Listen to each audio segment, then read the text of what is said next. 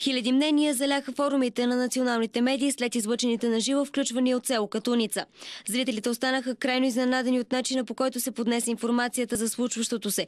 Вместо да се говори за трагедията на двете загинали български момчета, репортерите на националните медии от мястото на събитието създаваха провокации за арест на българските граждани и обвиниха едностранчиво българите, че къщата на цар Киро е запалена. В отворено писмо, изпратено от зрител до Съвета за електронните медии и всички медии в България, се задава въпроса: защо журналистите от BTV не отразиха новината как Кирил Рашков е звънял на всички прокурори и полицаи и се е държал заповеднически с тях? Защо не са отразили как 20 години той дерибейства и нарича обикновените хора от селото Гяури? Автора на писмото кани една от застъпничките за циганите, Миролюба Бенатова, да запали свещ в църквата на село Катуница, където цяла нощ стоя тялото на обезобразеното момче. Това не може да бъде държава. Националните ни медии са корумпирани и продажби. БНТ, BTV, Нова телевизия. В новините отразиха и наблегнаха на това, че феновете на Ботев, Пловдив, палели и рушели къщите на цар Киро в село Катуница.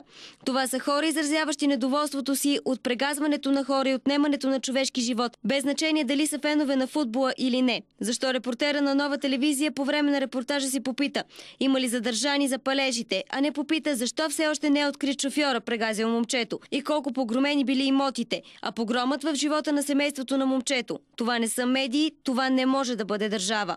И още, унищожаването на циганските къщи не е етническо насилие, а отговор на народа, който много скоро ще се стовари и върху корумпираните политици, съдии, прокурори и полицаи, които допринесоха за чувството на безнаказаност, с което живеят циганите в България. Така журналистите от националните медии проявиха изключителен непрофесионализъм, като не отразиха мнението на двете страни, а открито защитиха циганите.